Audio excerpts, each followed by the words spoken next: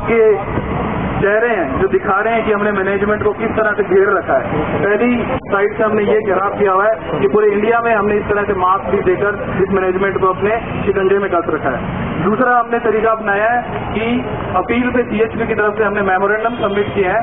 CM साहब को Monday को मेमोरेंडम हम देके आए थे और उनसे कल हम जाके पर्सनली मिले हैं। उनसे हमने रिक्वेस्ट करी है कि ये मेमोरेंडम आप अपने टॉप मैनेजमेंट तक पहुंचाइए ताकि उनको चीजें समझ में आए कि इनकी जो डिमांड है एकदम जेन्युइन है और इसमें कोई भी किसी तरह की किसी की कोई पर्सनल गलत इंटेंशन नहीं है। ये कैडर के वेलफेयर के लिए और ऑर्गेनाइजेशन के वेलफेयर की चीज है। दूसरा प्रेशर आप मैनेजमेंट की तरफ से डलवा रहे हैं। तीसरा प्रेशर हम डलवा रहे हैं साथियों, जो हमने मिनिस्ट्री में मास सिग्नेचर कैंपेन चलाई है।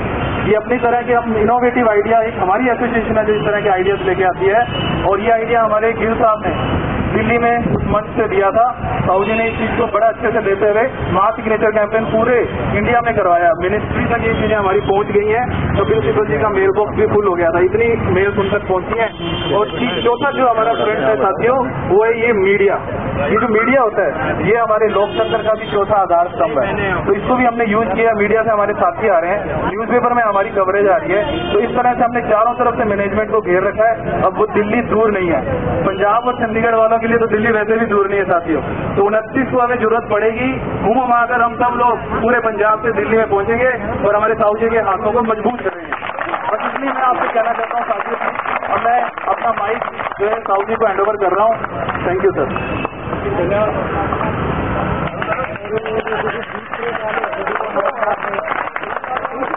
तो आज मैं आप सबके बीच में उपस्थित हूँ। आप सब जानते हैं वजह, हम सब पढ़े लिखे लोग हैं, हमको सबको पता है इशूज क्या है। नोटिस हमने शुरू किया, उसमें इशूज भी लिखा है। मैं उसमें कुछ एजुकेशन को लेके जो हम लोग इस मोड़ पे आ चुके हैं, मैं उसको कैसे आगे बढ़ाना है और हमारे इशूज के एक्चुअल डिमांड्स में हमारे करियर और हमारा फ्यूचर किस तरह से इफेक्ट हो रहा है, मैं उसके बारे में थोड़ा सा रिपोर्ट करूंगा। उसके पहले मैं कह दूँ, सर हमारा फाइनल रेवोल्यूशन है, इसके बाद शायद इस अस्तर की लड़ाई हम दोबारा कभी नहीं कर पाएंगे। हमें इसी लड़ाई में जितने भी हमारे इशूज हैं हमें इसी लड़ाई में सॉल्व करना है। कॉन्स्टिट्यूएंसी की परवाह नहीं करना है। मैनेजमेंट हमें क्या कहता है, टर्मिनेट करता है, सस्पेंड करता है, जेल भेजता है, उसकी परवाह नहीं करनी। और हम इस लड़ाई को चूंकि लंबा लेके जाएंगे जब तक हमारा इशू रिजॉल्व नहीं होगा। कोई कंप्रोमाइज ऐसा नहीं कि हम नेगोशिएशन की बात करेंगे। हमारे पास ऑलरेडी 25 इशूज के लिस्ट हैं, हमने डाला है मात्र 6 इशूज। 6 इशूज में भी हम कम से कम 4 या 5 पे कॉन्सेंट्रेट कर रहे हैं। 4-5 में इसलिए बोल रहा हूँ क्योंकि एसोसिएशन का एक हमारा जो मेन मुद्दा था प्रिविलेज का, और जो एज पर प्रिविलेज हम लोग मांग रहे थे। आप सबको पता होगा कि ऑफिस पीरियड को इम्यूनिटी को टैक्स मार के देनी पड़ी। इतने दिन तक मना करते रहे और इस मोड़ पे आके उनको ऐसे हम लोगों ने घेरा कारपोरेट ऑफिस में को मना नहीं कर सके। ऑफिस पीरियड को इम्यूनिटी मिल चुकी है। रही बात स्पेशल सीएल की, आप सभी जानते हैं जो इस बार मैनेजमेंट ने एक लेटर कम्युनिकेट किया रजिस्ट्रार को, हरियाणा रजिस्ट्रार को, हम लोगों को दिखाया कि आपकी बॉडी इनवैलिड है, आपका बॉडी नहीं है। उसके बाद इनके पास कोई रास्ता नहीं बचा कि जब भी हम कॉन्फ्रेंस करेंगे, जब भी हमारा एसोसिएशन का मीटिंग होगा, स्पेशल सीएल डिनाई कर पाए। दोनों तरफ से ऐसे नहीं कह सकते कि एक तरफ तो हम आपको मीटिंग में जाने की अनुमति भी नहीं देंगे और दूसरी तरफ आप मीटिंग टाइम पे नहीं जाता उसके लिए सवाल भी करेंगे। ये जो हमारा ऑलमोस्ट रिजॉल्व हो चुका है, ये मना भी नहीं कर सकते हम। हमारा जो सबसे प्राइम इशू है जिसकी हमको स्ट्राइक अल्टीमेटली कॉल देनी पड़ी, आप सबको पता है कि 2007 बैच के बाद जो रिक्रूटमेंट हुआ है, 2007 के बाद इसका रिक्रूटमेंट हुआ है। पे रिविजन 10 साल बाद पब्लिक सेक्टर में होता है। पे रिविजन का सिर्फ और सिर्फ एक ही मोटो होता है, पे हाइक करना। पे लोगों का बढ़ाना ही मोटो होता है, पे लोगों का घटाना कहीं से कहीं तक मोटो नहीं होता। अगर इस बीच में कोई किसी लूप होल का सहारा लेके किसी का पे स्केल कम हो जाता है तो एनॉमली में आती है, वो उसका फैट नहीं हो जाता, उसका ऐसा नहीं हो जाता, उसकी किस्मत हो गई, अब उसको कम मिल जाए। ये मैनेजमेंट को अच्छी तरह से बहुत पहले समझ में आना चाहिए था, लेकिन अभी तक समझ में नहीं आया। आप खुद सोचे कि 2007-8 बैच के जो बंदे आए हुए हैं उनकी सैलरी आज की रेट में अगर प्री रिवाइज स्केल से भी कम मिल रही है, ये मैनेजमेंट के लिए शर्म की बात है कि 3 साल बाद भी आज तक सोच नहीं पाया। और उन लोगों के लिए जो इस कंपनी के पिलर हैं, जो स्तंभ हैं, ये कंपनी की बात करते हैं, कंपनी की सर्वाइवल की बात करते हैं, कंपनी के लिए बात करते हैं, किसके दम पे कंपनी चलाएंगे। आज जो सबसे ज्यादा मेहनत करने की पोजीशन में है, जो इस बीएसएनएल को आगे ले जाने की पोजीशन में है, उन्हें आप प्री रिवाइज से भी कम दे रहे हो। और कितने लोग हैं, मुश्किल से 4 से 5 हजार लोग। आप 3.5 लाख लोगों को जो पेंशनर हैं उनको मिला के आप पूरा बेनिफिट दे रहे हो, और इन 3,000, 4,000, 5,000 लोगों के लिए आपके पास पैसे नहीं है। आपके पास वक्त नहीं है सोचने के लिए। ये हमें जो हमारे लिए सबसे बड़ा पॉइंट है, मैं फिर से क्लियर कर दूं, इस एजुकेशन को लेकर इसमें हमें कोई कंप्रोमाइज नहीं करना है। हमारे कुछ लोग जो उसके पहले के बैचेज हैं उनको तो ऑलरेडी मिल रही है, एक पैसा के रूप में काफी कुछ मिल रहा है, लेकिन इन लोगों को प्री रिवाइज से भी कम सैलरी मिल रही है। अब इसके बारे में कौन सोचेगा? अगर हम नहीं सोचेंगे, आज के डेट में हमारे पास ये 5,000 लोग एक्टिवली जुड़े हुए हैं और इस मुहिम का फायदा हम पूरा उठाते हुए इनको पूरी तरह से जितना भी एस्पेयर हो सकता है इशू के साथ साथ जो भी इनको पहले बैच के लिए पे पैरिटी की बात है, उस पे पैरिटी तक हमको ले जाके छोड़ना है मुहिम। तो इसके बारे में तो कोई कंप्रोमाइज करना नहीं है और किसी को भी ये नहीं सोचना है कि इसमें किसी की कोई ट्रांसपेरेंसी है और कोई इसके बारे में गलत विचार रखता है या कोई गलत सोचता है। 2007 बैच के 8 बैच के लोगों में बहुत कंफ्यूजन है। कुछ लोगों में किताबें मुहिम कहीं और तो नहीं, ट्रांसफर पॉलिसी तो नहीं समझ जाएगी, कहीं और तो नहीं समझ जाएगी। दोस्तों, इस एसोसिएशन के बनाने का सिर्फ और सिर्फ एक ही मकसद था, केडर वेलफेयर। ट्रांसफर पोस्टिंग कभी भी मकसद नहीं रहा है। ट्रांसफर पोस्टिंग आज हमारे इश्यू में इसलिए शामिल हुआ है क्योंकि बीएसएनएल के ही नहीं पूरे देश के इतिहास में इतना बड़ा ट्रांसफर कभी नहीं हुआ। उसके बारे में आप आगे अपने स्पीच में कवर करूंगा, किसी वीडियो में रखने का क्या इंटेंशन हो सकता है वो आप लोग एनालिसिस कीजिएगा। इसके पहले जो सबसे बड़ा इंपॉर्टेंट इशू है जो पूरे केडर को अफेक्ट करता है वो है हमारा पेंशन बेनिफिट। मैं इसके बारे में थोड़ा डिटेल में इसलिए बताना चाहूंगा कि 2007-8 बैच के इशू के बारे में तो सबको पता है, स्ट्रेट फॉरवर्ड है, उसमें कोई जस्टिफिकेशन की जरूरत ही नहीं है। उनको पैसा मिलना है और देना ही पड़ेगा मैनेजमेंट को। पेंशन के बारे में बहुत लोगों को कंफ्यूजन है, बहुत लोगों को पता नहीं है और शायद इसलिए भी हम लोग जब तक इशू पता नहीं होता तब तक उसकी ग्रीवेंसेस पता नहीं होती, तब तक हम अपने आप को उस लेवल तक मोटिवेट नहीं कर पाते। आप सबको पता है जब बीएसएनएल अक्टूबर 2000 में पीएसयू बन रहा था उस समय इस कंपनी में जितने भी एम्प्लॉइज हैं सारे गवर्नमेंट के एम्प्लॉइज और गवर्नमेंट की एम्प्लॉइयों को जो सबसे बड़ी पूंजी है वो होती है पेंशन। उससे कोई भी कंप्रोमाइज नहीं करता, चाहे वो आईपीएस ऑफिसर्स हो, चाहे हमारे अकाउंट एग्जीक्यूटिव हो या चाहे इंडिया के किसी भी गवर्नमेंट डिपार्टमेंट में काम करने वाले लोग हों। कम से कम अपने पेंशन से कंप्रोमाइज कभी भी किसी की हालत में नहीं कर सकते। करंट बेसिक से एक बार कंप्रोमाइज कर सकते हैं, करंट सुविधाओं से कंप्रोमाइज कर सकते हैं, लेकिन पेंशन से ना ही कोई कंप्रोमाइज करता है और ना ही किसी को कंप्रोमाइज करना चाहिए। उसकी एक वजह आप ऐसा समझ लीजिए, गवर्नमेंट सेक्टर ही ऐसा है जहाँ पे आपको 60 साल बाद आप भले ही आपके सब कुछ हाथ पाँव मजबूत रहेंगे, आपको रिटायर कर दिया जाए।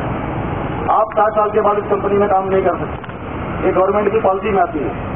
लेकिन 60 साल के बाद क्या लोगों को खाना नहीं चाहिए, उनको रोजी रोटी नहीं चाहिए? ये गवर्नमेंट की जिम्मेदारी है। साथ साथ अगर 60 साल उन्होंने आपके डिपार्टमेंट में काम किया है, उनको 60 साल के बाद की व्यवस्था क्या होनी चाहिए? 60 साल के बाद जो हमारी व्यवस्था होती है सिर्फ एक पेंशन ही होती है। आप अगर सोचे कुछ पैसा हमने जमा कर लिया वो हमारे काम आएगा, ईपीएफ का पैसा हमारे काम आएगा, वो कहीं कोई काम नहीं आने वाला है। आपके उस बुढ़ापे की गारंटी नहीं है। हो सकता है कि आप उसको अगर प्रॉपर यूटिलाइज कर पाए तो आपके काम आ सकता है, अदरवाइज आपके ही बच्चे उस पैसे को इस तरह से छीन लेंगे कि आपको पता भी नहीं चलेगा।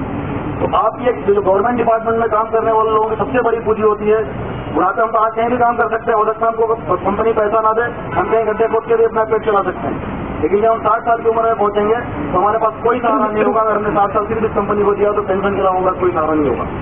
अक्टूबर 2000 में जब हमारा कंपनी बन रहा था, पूरे जो 3-3.5 लाख एम्प्लॉइज है बीएसएनएल के, सारे सड़कों पे खड़े थे सिर्फ इस बात को लेकर कि हमारा पेंशन का क्या होगा। आप सबको मालूम है कि पीएसयू बनने के बाद सबकी सैलरी बढ़नी ही थी, कम नहीं होनी थी। खतरा आना था सिर्फ हमारे सिक्योरिटी पे, हमारा पेंशन की जो हमारे बुढ़ापे की सिक्योरिटी है उससे खतरा आना था। उस बात को लेकर पूरे लोग सड़कों पर उतरे थे और सड़कों पर उतरने का नतीजा हुआ था कि जो रूल 37 है बीएसएनएल गवर्नमेंट के पेंशन का, उसमें एक नया शब्द एड किया गया था, रूल 37A, जो स्पेशली सिर्फ बीएसएनएल के लिए था, एमटीएनएल के लिए भी नहीं। वो बीएसएनएल के एम्प्लॉइयों के लिए था, उनकी पेंशन की सुरक्षा करने के लिए। उसमें पढ़िए आप जो 2 सब रूल जुड़े हुए हैं, उस सब रूल में बहुत ही क्लियर लिखा हुआ है कि जो यहाँ पे एम्प्लॉय बीएसएनएल में अब्जॉर्व हो रहे हैं उनको गवर्नमेंट की पेंशन कंटिन्यू रहेगी। सब्जेक्टेड कि बीएसएनएल उन एम्प्लॉयों के लिए पेंशन कंट्रीब्यूशन गवर्नमेंट को पे करेगा। बीएसएनएल ने उस बात को एग्री किया कि हम जो 3.5 लाख हमारे एम्प्लॉई हैं जो गवर्नमेंट के टर्म्स कंडीशन में रिक्रूट हुए हैं, उनके लिए हम पेंशन गवर्नमेंट को कंट्रीब्यूशन देंगे और उनको गवर्नमेंट की ही पेंशन मिलेगी रिटायरमेंट के बाद, और आज मिल भी रही है, आप सबको पता है। उसके अलावा एक सब रूल और जोड़ा गया था कि जो बीएसएनएल खुद रिक्रूट करेगा, अपने एम्प्लॉइयों को खुद रिक्रूट करेगा, उनके लिए एक नया pension scheme NPS system device करेगा बीएसएनएल। मतलब पेंशन ऐसा नहीं कि सिर्फ अब्जॉर्व एम्प्लॉइयों को ही मिलेगा, वो गवर्नमेंट की पेंशन अब्जॉर्व एम्प्लॉइयों के लिए रहेगी।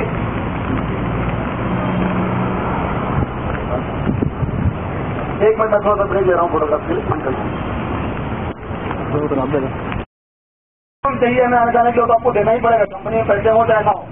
हमने कभी इतनी अपनी एकता नहीं दिखाई, हमने कभी इतने कॉन्फिडेंस से बात नहीं की मैनेजमेंट से। हम हमेशा खुद मैनेजमेंट तो कभी बजट में नहीं हुआ इस बात से कि कंपनी में पैसे नहीं। आप खुद देखिए आईपीएस का जहाँ मीटर आता है, रुपया के मीटर आता है, तो ये भी ले लो, ये भी ले लो, ये भी ले लो, सारे हमारे पास रहते हैं। जो नहीं मिलना चाहिए वो भी लेने। हमारी बात आती है कि अपने कपड़े बेच के पैसे देगा, हमारे कब पैसे देगा, इस तरह की बातें आती हैं। ये जो प्रॉफिट लॉस की बात है सिर्फ फाइनेंशियल मैनिपुलेशन है।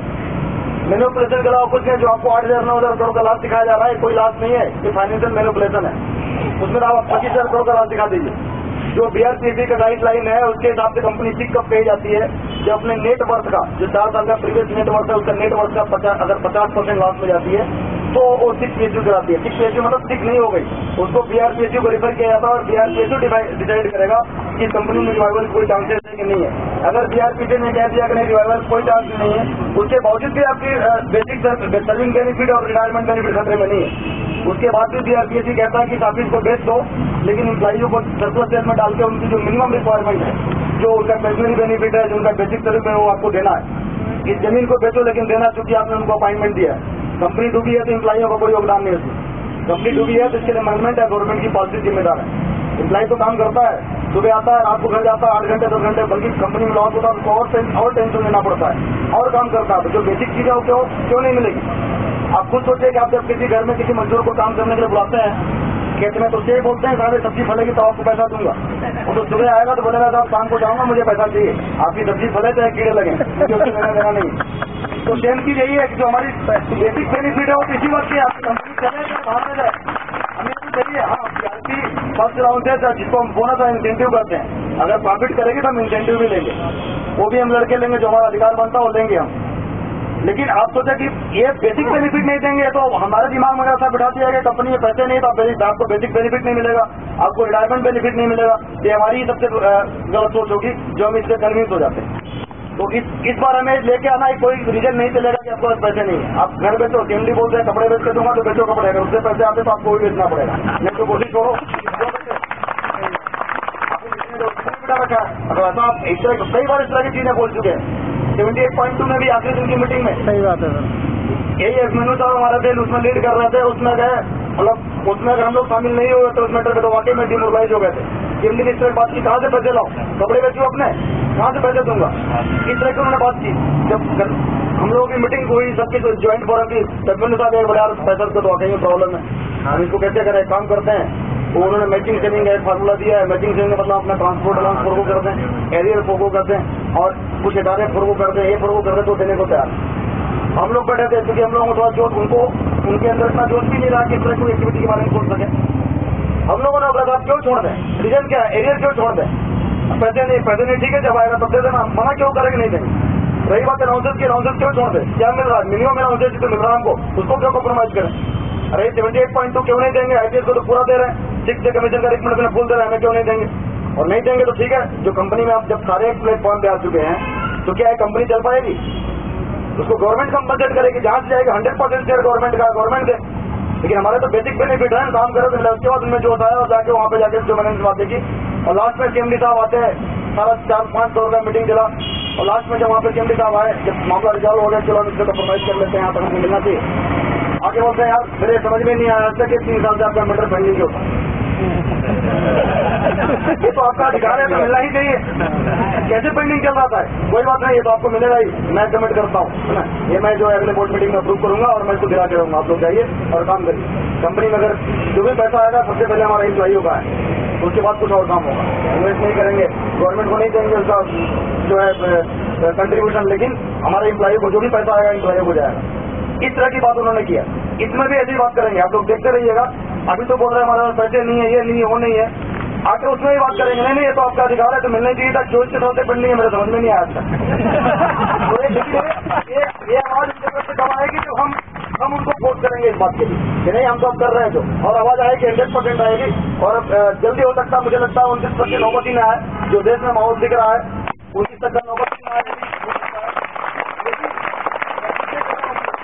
आज भी जाके कम्प्रोमाइज करना है कि मिडिल लेवल पे, हमें इनिशिएटिव मिडिल लेवल पे कम्प्रोमाइज नहीं करना है, हमें इसको टोटलिटी में सोल्यूशन चाहिए, वन शॉट सोल्यूशन चाहिए। इसलिए आप लोग 29 तारीख की पूरी तैयारी रखें और सिर्फ 29 तारीख की ही नहीं, हमने इस बार सोचा है कि अगर जैसे लोग आप जंतर मंतर में 4-4 साल से लोग बैठे हैं, अगर हमें जरूरत पड़ी तो हम भी 4 साल तक बैठेंगे। अपने अधिकारों को आज हम अगर कम्प्रोमाइज कर लिए, आप ये मान के चलिए 2007-8 तक तो कंपनी प्रॉफिट में थी और इतनी प्रॉफिट में थी जितना पीएचयू में कहीं प्रॉफिट नहीं होता था। अगर प्रॉफिट लॉस रीजन है तो आप देखिए, हमारे चाहे करियर की बात हो, चाहे फर्स्ट लॉन्च की बात हो, चाहे पे की बात हो, उस दिन पीएचयू से भी इंफीरियर था जो प्रॉफिट नहीं कर रहे थे। तो प्रॉफिट लॉस कहाँ मैटर करता है? 2005-6 में 11,000 करोड़ का प्रॉफिट था, इतनी में तो कंपनी बन जाती है नहीं। उसमें क्या दिया हमको?